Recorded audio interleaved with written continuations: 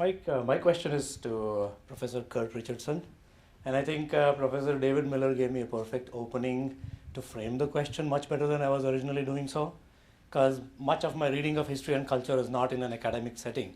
So thank you for letting me frame it. My question would be that you brought in Chandrabhan Prasad's thoughts and public utterances into your talk, right?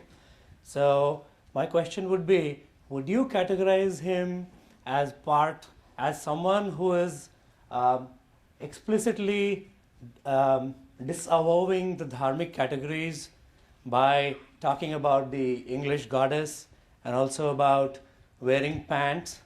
And the addition to that question, of course, is my basic observation about general history, which is that maybe in 20th and 21st century, especially in the North American continent, wearing pants and shirts would be just an oh geez, ah shucks guy.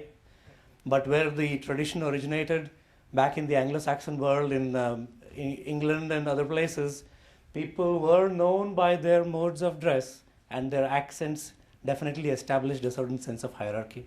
I was hoping you'd respond to that. Thank you very much for your question. Shall we create a course on your question for next semester?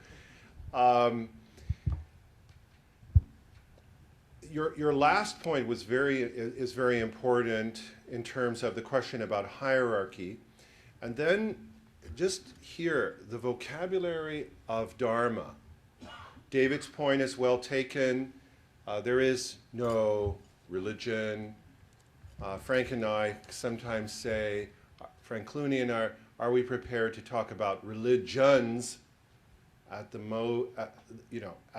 best?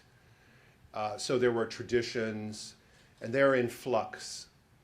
Rajiv, in his book, he has the very interesting passage interacting with Richard Rorty, the sort of quintessential postmodern philosopher.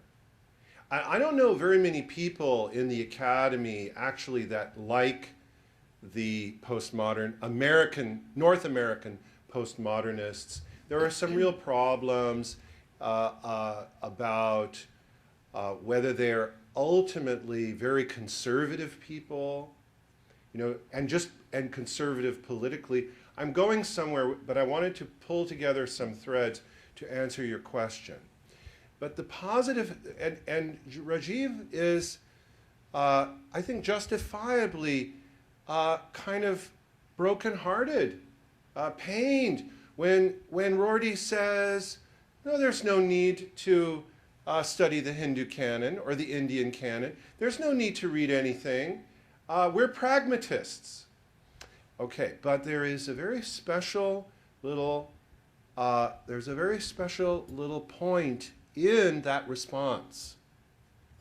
That doesn't mean that there aren't going to be other Americans who not only read the Indian canon, but try to become Indian in a way.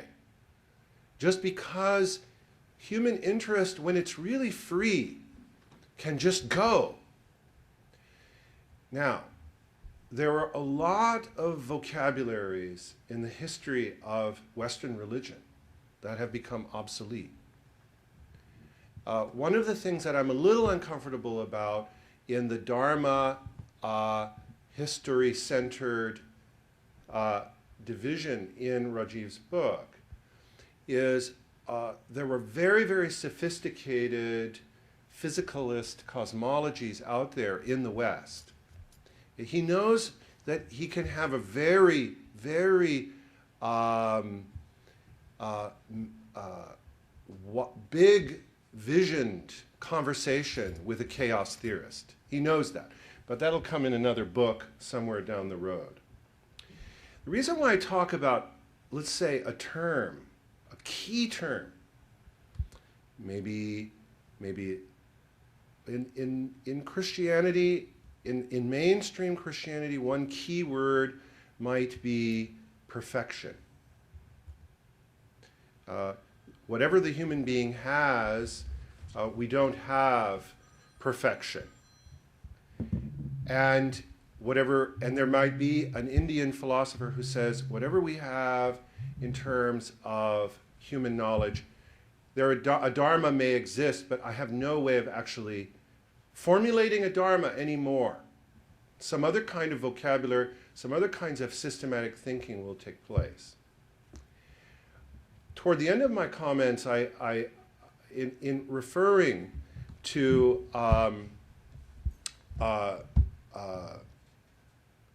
Chandra Ban Prasad, here he is exercising his human rights to be a religious leader.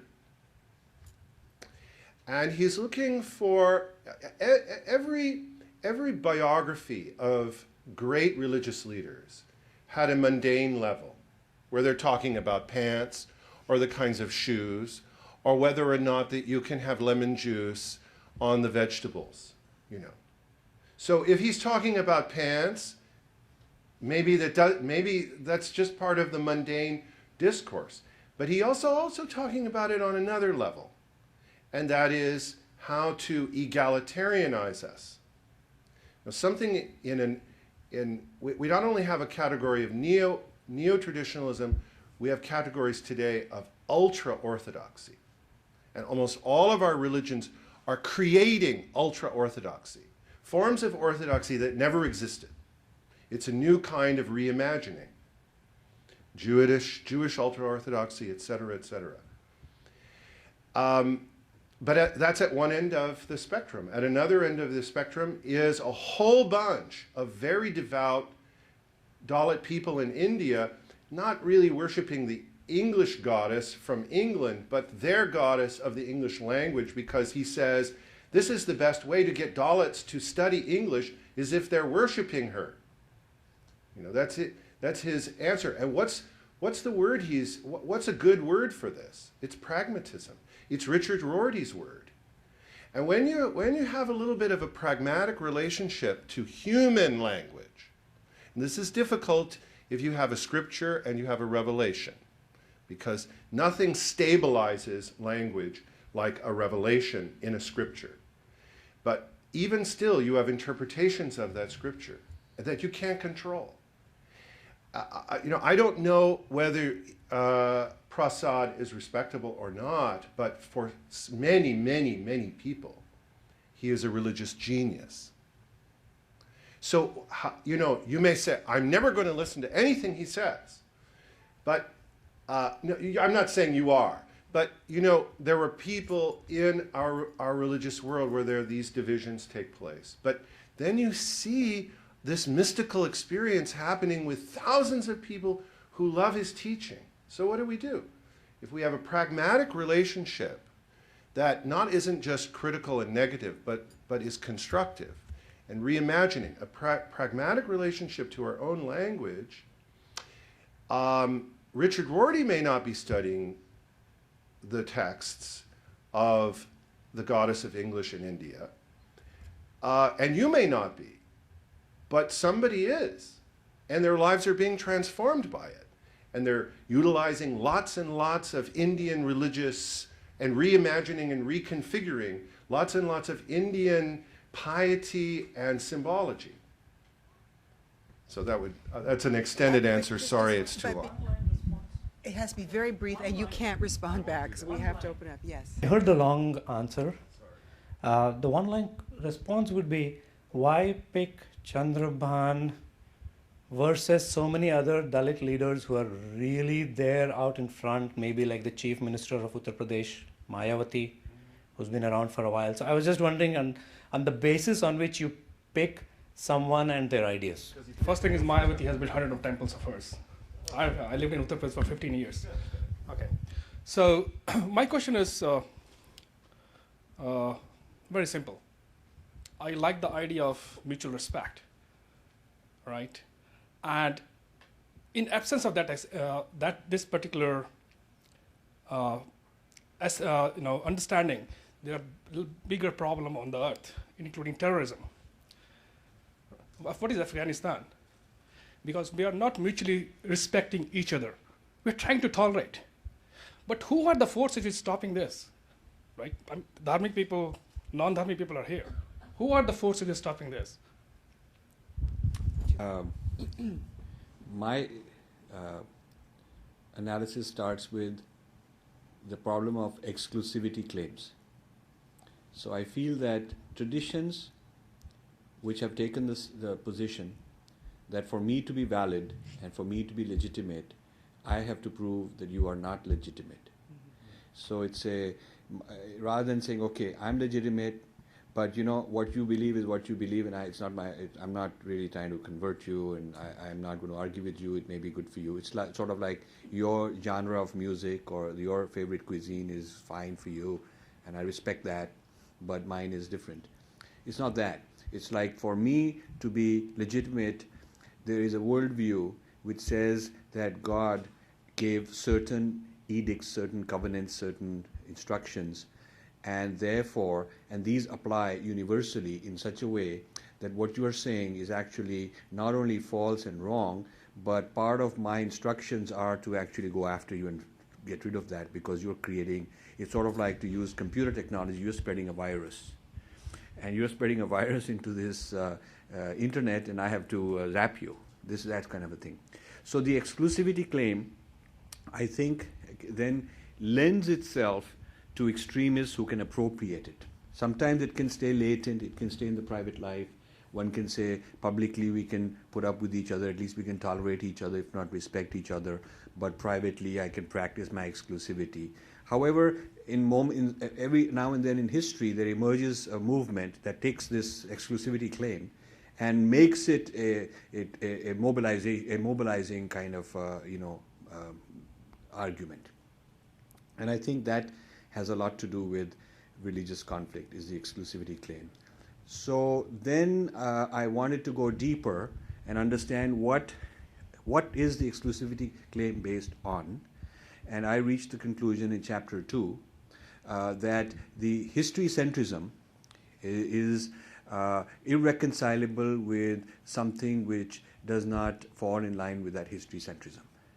And in fact, the clash between a history-centric interpretation of Christianity and a history-centric interpretation of Islam is not reconcilable with both of them winning. It's not a win-win outcome, because the history-centric minimum required axioms that one has contradict and undermine the axioms of the other. So I feel that the first step is exclusivity claim, then the deeper analysis is history-centric claim. And that's why that was one of the reasons I wanted to write this book, is to expose this problem of history centrism for people engaged in interfaith dialogue. Because one of the things I would love to do is to participate in interfaith dialogue and raise this issue that can there really be mutual respect when each side is starting from history-centric claims that are in mutual conflict. How do you ever reconcile those? So I would love to hear your thoughts on this. I'd agree with you, Rajiv, about the exclusivism. Part of my response to your book was that history will impose, the responsibilities of historiography, or of history, will impose themselves on us eventually anyway. Now, different people do this, different people deal with the rival historiographies in different ways at a religious level. So, for instance, in Christian-Muslim dialogue, I'm looking for the ways in which the scripture texts, stripped of the traditional interpretations, which often have created the exclusivism, or the exaggerated, let's say, the war texts of the Quran, get exaggerated into a way of dealing with all non-Muslims, right? And of course, they also get exaggerated in one version of extremism, and this is a very important, in ultra-Orthodoxy, the category I'm about to mention, is a very, very operative one in terms of the way that this new legalism is thinking, and that is the problem of the hypocrite. The problem of the hypocrite, those war texts within, there's far more Muslim on Muslim violence than Muslim on non-Muslim violence. And those war texts are being used against hypocrites.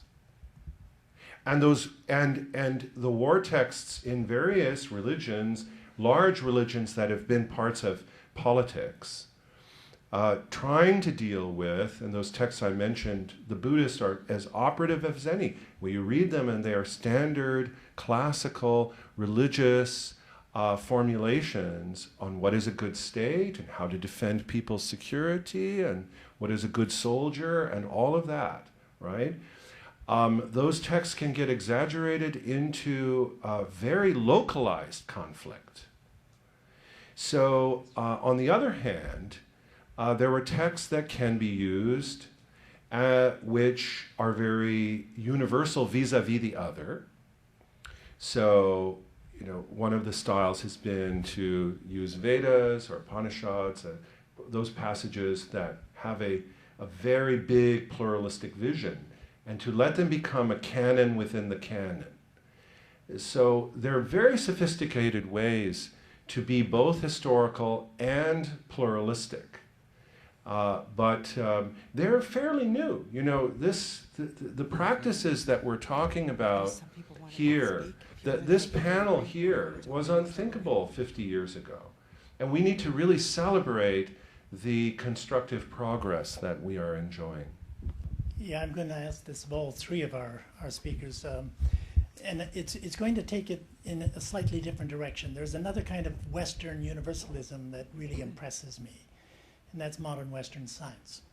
And modern Western science seems to have circumnavigated the globe. As Rajiv knows, who's a physicist, I mean, physics is done the same way in India as it is in America.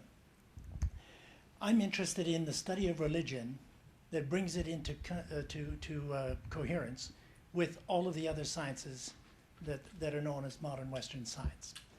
And this means that I do not take any metaphysical or religious claims as anything more than cultural postulations for any religious tradition. What I want to know is whether or not that attitude contravenes the objective of mutual respect. So briefly, I can do that.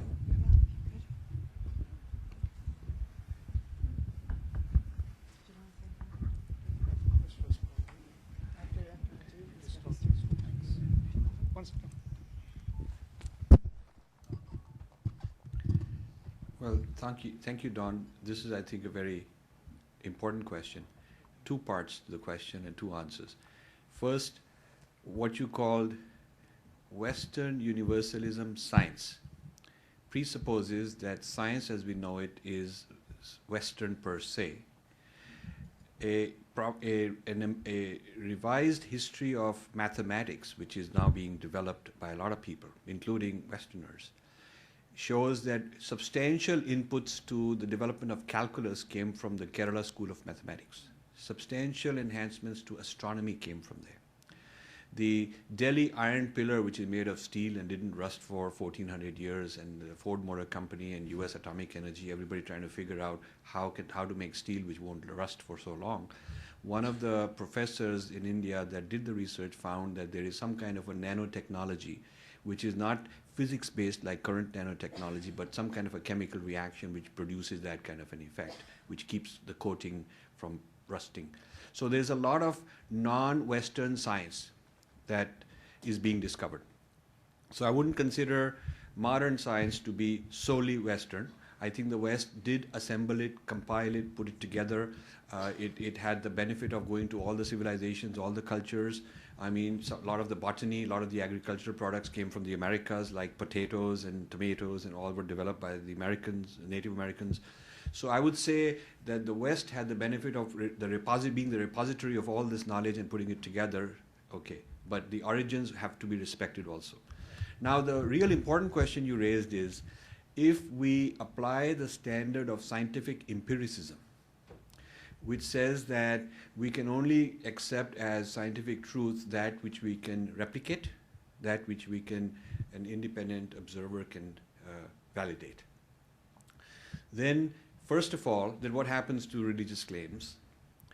First of all, anything that is history-centric, by definition, is absolutely exclusive, one of a kind, cannot be replicated. Nobody else can have I cannot have the Jesus experience. I cannot. So, therefore, any history-centric claim would have to be out right away. In the first filter, it would be eliminated. The claim of the yogi who says, I can have a certain meditative experience, is being now tested by functional MRIs, by neuroscience. That is, in fact, at the cutting edge of neuroscience. A number of claims of both Hindu and Buddhist yogis are being used as the very cutting edge of neuroscientific breakthroughs in the study of mind and brain and so on and so forth. So when a meditator is able to achieve a state where he is holding a certain stillness, and this stillness correlates with a functional MRI state that the machine can tell you, then you know that if many people can replicate that using the same technique, they can get the same effect. And if your machine can validate that they're all getting that effect when they practice that technique, I would say that qualifies as scientific empiricism, that these people are onto something because they are claiming a certain state of experience which the machine can correlate with a brain chemistry state. That's right. That's a correlation. It's a correlation. It doesn't tell you that the subjective experience I'm claiming is valid. It just tells you that the subjective experience I'm describing, and she's describing who did the same technique, since we are getting the same correlate brain chemistry, and since this brain chemistry state is not found in ordinary people who haven't practiced this technique, it gives you a high, it raises the credibility that maybe our subjective experience, which is matching, perhaps is true. Perhaps a third person and a fifth person who practice the same technique might also get the same subjective experience because the physical correlate is the same. So it gives you a methodology which says you can falsify, because you could also falsify. If she had a certain subjective experience and I had a certain subjective experience, but the brain chemistry is different, then you could argue that maybe they don't know what they're talking about. So I'm not saying that because this methodology exists, therefore all the claims of the Dharma tradition must be valid. I'm saying that we have a methodology to test them now. And we should test them, and the neuroscientists are testing them. Some of them will turn out to be valid, some of them may turn out to be not valid, but we have a methodology which is a very scientific methodology.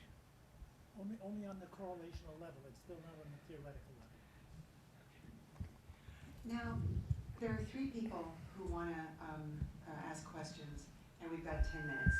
I can make this proposal, if it's all right, that we take the questions one after the other, and then allow the speakers to respond to whichever, so that everybody, I'd like to accommodate everybody, right? So, sir, if you would, and then you'll be responded to a bit later when everybody has a chance, please. My question is to Rajiv ji. It goes back a little bit when I was a student in England 40 years ago, and this is that keeps my age. But this is an Austrian metallurgist who has a PhD and a devout reader of Aurobindo.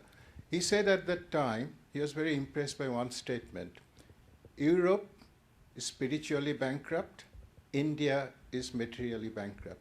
Do you cover this in your book? I haven't read it yet, so I don't know. West equals material and India equals spiritual is a stereotype that I don't agree with. First of all, a lot of Westerners are also spiritual, and a lot of Indians are also very materialistic. And there's nothing wrong with being materialistic. The Vaishyas, the business club community, were very prosperous, and until 1750, before colonialism became very aggressive, India was 24 or 25% of world GDP, and the same was true of China. So India was not a poor country, and this business of you guys are spiritual, not materialistic, is a colonization of the minds of people, so that they don't aspire to, they don't aspire for material progress, and the colonizer can take all the material wealth, tax them, and say, no, you are very spiritual. So I think this is internalization by Indians in the name of glorifying themselves that, oh, we are so spiritual, we are not materialistic, is actually a bad idea, and it is not even true, because if you look at the export of Indian textiles and steel and medicines and agriculture, in the whole much of history, right up to the ancient Greek times, they used to get their steel for making swords from India, Roman times.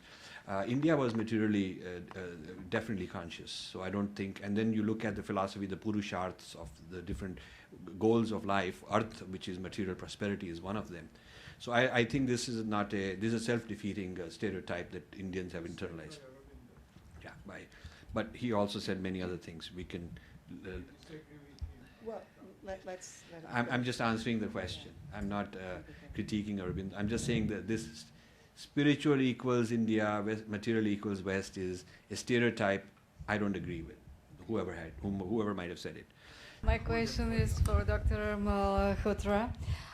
When you mentioned Eliot, another author came in my mind, Hermann Hesse, and his book Siddhartha, which influenced the generations born after the Second World War.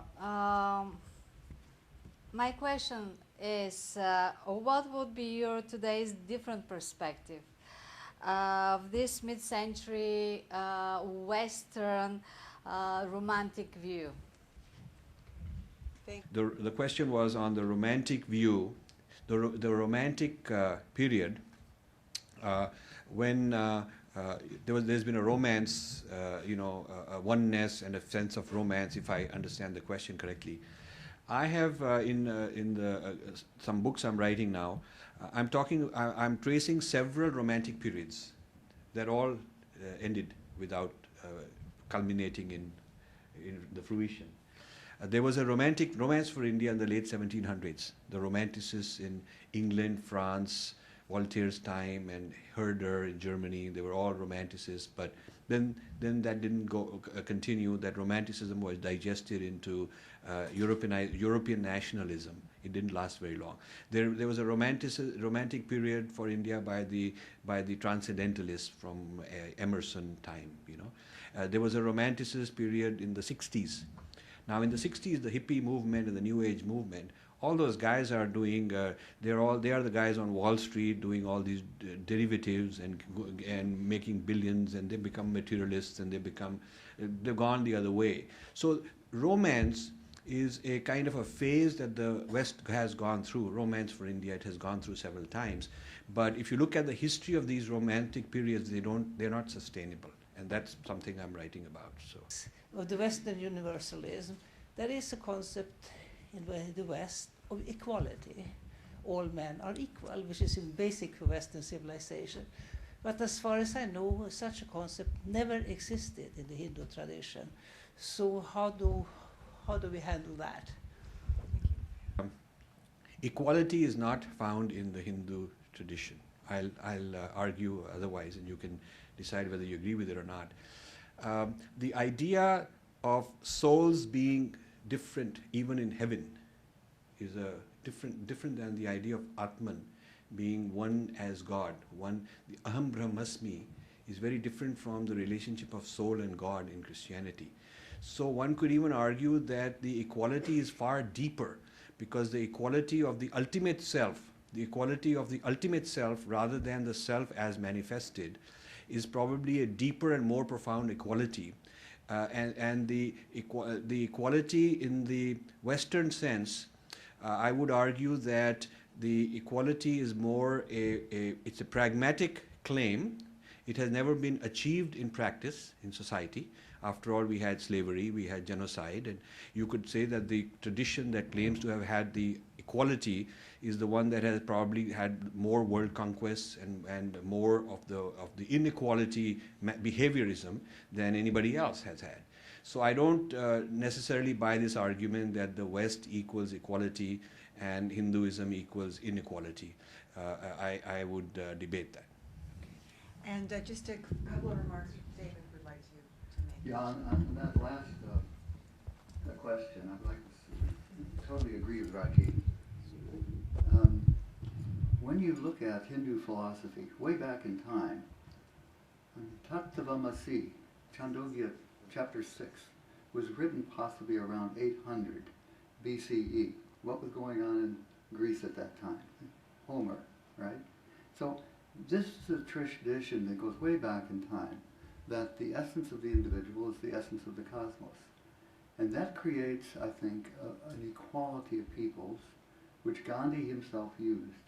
He would, I would believe, be a follower of that tradition, which saw the unity, the oneness within humanity, the oneness within the cosmos, for that matter. And that would be, I think, one of the, you could trace that principle all the way, as I said, from 800 BCE down to present day within India.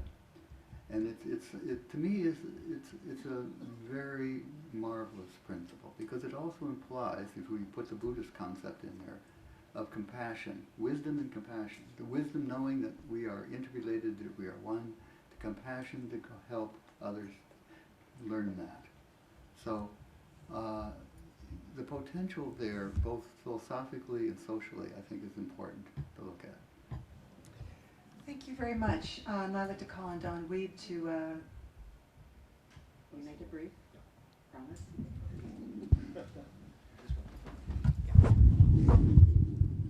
Yeah, I think just a quick comment on this last point on equality. I think Stella brought up a very important point. And I want to return to the principle of pedagogy. Basically, all of our great metaphysical traditions have anthropos, human being, as a single entity, and it's thoroughly, however precisely it's construed, it is one nature. So whether you're a slave, you are equal in your entity to the king. But legally and institutionally and socially, not. So the big question becomes, what kind of pedagogy that we're asking about? What kind of pedagogy is possible? And a lot of that has to do with literacy. And if we promote a kind of access to all the texts, a kind of legal reasoning will enter in, and egalitarian, there will be Indian religious egalitarian formulations, if you're pragmatic enough, that will enter the debate in India. And you are a democracy. It takes a long time for the metaphysics to catch up to the pragmatics. But eventually, very, very creative religious people will create convincing interpretations of your original texts that will that defend at a very high theological level the practical principles, say, of human rights and of legal reasoning. But the ultra-Orthodox do not want that to happen.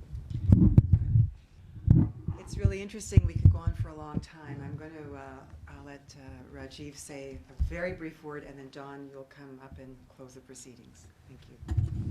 Thank you. Just to respond to Stella's question of equality, I have lived in the United States for 40 years, and I have experienced both. I have experienced a huge amount of equal opportunity that allowed me to be successful. I have also experienced a huge amount of inequality by the American Academy of Religion in dealing with somebody who's taking a position that's a contrarian position, rather than demonstrating the ability to look at a truth claim written down by somebody and evaluating that truth claim and looking at the text and the work as a blind review by itself. A huge campaign and a huge lobby to discredit and guilt by association and so on in the American Academy of Religion, which I'm sure you might have heard of, is a symbol of inequality in this civilization. I would say that that's my Thank you. Thank you very much, all of you. Okay, Don, would you? This has been a fascinating 2 hours for me. It's been about 2.5, 3 years that I've known Rajiv. He's an incredibly generous person. He's an intelligent person, extremely well read, and has donated at least a 3-volume work on Indian technology, which I've had a great deal of joy looking through over the last few years. And he's quite right in terms of that modern Western scientific framework as being, again, pilfered. Wouldn't be a bad word. In terms of the West actually picking up these pieces from Arabia, from the Far East, from China, and has created a marvelous thing called modern Western science, which is really world science. Nevertheless, I am delighted that he's been able to come here and join us for this 2 hours. He's going to be involved in a few other activities while he's here in Toronto. Tomorrow at the North York Civic Center at 2 o'clock, he will be lecturing there. I expect many of you will be there, and I'll see you there as well. I want to thank also David Miller, who has, you know, at relatively short notice, read a large book and responded to it for us. And Dr. Kurt Richardson, who is our colleague here, for taking the time to go through it and giving us some insights. And to all of you for coming. And I think we still have a few more minutes and Marcia, of course, for overseeing all of the proceedings. And Professor Kahn, who couldn't stay any longer. A lot of work goes in terms of the background, getting people to set up chairs and get the food ready and so on. In any event, thank you for coming. Thank you, Rajiv, Kurt, Marcia, David. And if you want to stay around and have some more to eat and drink and have conversation, feel free to do so.